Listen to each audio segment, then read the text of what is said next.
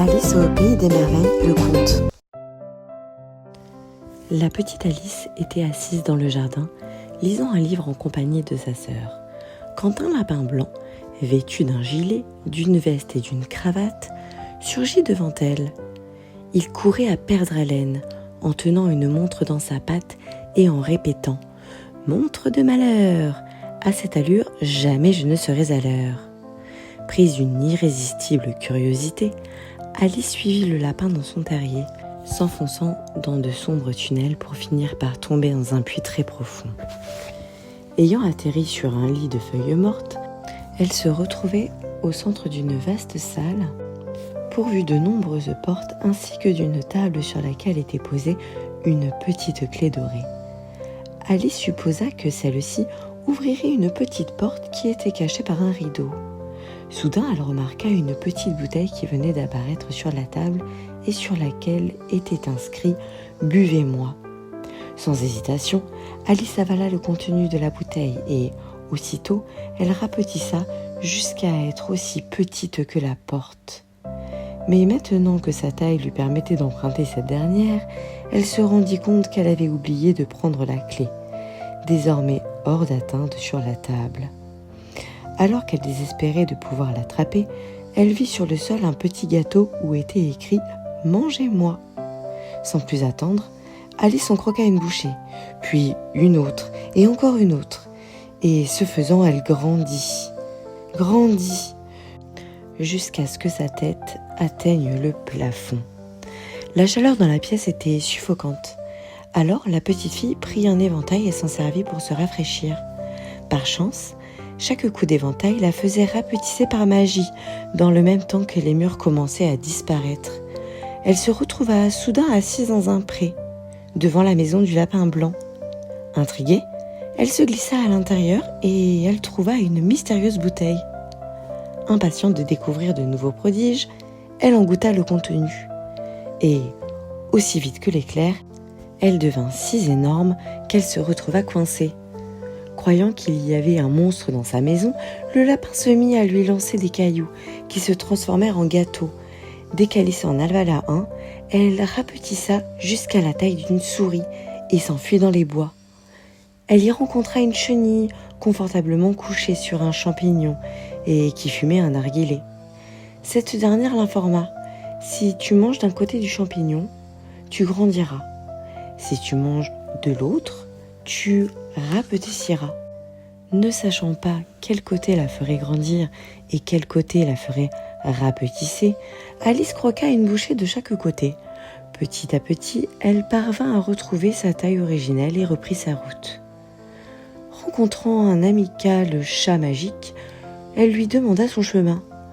Il lui répondit : « Si vous empruntez cette route, c'est le lièvre de Mars qui se tiendra devant vous, alors que l'autre vous conduira au chapelier fou.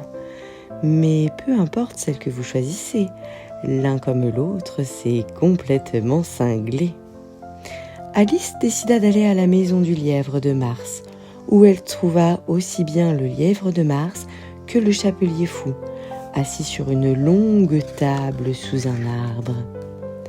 Timidement, Alice tenta de s'asseoir, mais les deux le crièrent : « Il n'y a pas de place pour vous. Le temps s'est arrêté à 6 heures. Alors c'est perpétuellement l'heure du thé. Et nous n'avons même pas le temps de laver nos tasses avant de devoir les remplir à nouveau. » Ayant dit cela, ils avalèrent leur thé et se décalèrent d'une place à la table pour se servir dans de nouvelles tasses et recommencèrent encore et encore. Alice les laissa à leur manège et, de retour dans la forêt, elle trouva un arbre pourvu d'une petite porte et y pénétra. Elle se retrouva dans la grande pièce où son voyage magique avait commencé. Cette fois-ci, elle se souvint de prendre le thé doré et, après avoir mordu dans le champignon faisant rétrécir, elle parvint à ouvrir la petite porte derrière les rideaux et se retrouva dans une magnifique roseraie. « Pourquoi peignez-vous les roses en rouge ?» demanda-t-elle à des cartes à jouer qui travaillaient ici comme jardiniers. « Sa Majesté la Reine des Cœurs a commandé des roses rouges, » lui dit le 2 de carreau en montrant le 5 qui a acheté des roses blanches. Si la reine venait à le découvrir, sa punition serait terrible. Sur cette entrefaite, la reine arriva, accompagnée du roi, du valet de cœur, du lapin blanc et de toute la cour. La reine invita Alice à jouer au croquet et la mena à un champ plein de trous et de sillons. Chaque invité était muni d'un flamant rose en guise de maillet et des hérissons servaient de balles, alors que des soldats cartes s'arc-boutaient pour former des anneaux. Tout le monde se mit à jouer en même temps. Les arceaux se déplaçaient et les balles changeaient de trajectoire selon leurs caprices. Des querelles féroces éclatèrent et la reine se mit à crier « Punissez-les » à tour de bras. C'est alors que le lapin blanc sonna d'une trompette et annonça que le jugement commence. Devant le roi et la reine qui étaient juchés sur leur trône, le valet de cœur fut accusé d'avoir volé les tartes de la reine. Sous peine d'être puni, le chapelier fou fut forcé de témoigner. Que le jugement commence. Pendant ce temps, Alice, qui était assise sur un banc avec les autres spectateurs, devenait de plus en plus grande, mais elle ne parvint pas à quitter le tribunal avant que le lapin blanc ne la convoque elle aussi comme témoin. Sautant sur ses pieds, Alice renversa la tribune des jurés, en voyant ses dernières jambes par-dessus tête. Irrité, le roi s'écria « Garde, arrêtez-la !» Et les soldats cartes s'envolèrent pour l'assaillir en tourbillonnant telle une tempête de neige en carton. Battant des bras pour s'en débarrasser, Alice se réveilla sur les genoux de sa sœur. « J'ai fait un rêve extraordinaire !» s'exclama-t-elle. Et elle raconta à sa sœur tout ce à quoi elle avait rêvé. « Tout cela est en effet très intéressant, Alice, mais dépêche-toi de rentrer à la maison. C'est l'heure du thé, » répondit-elle.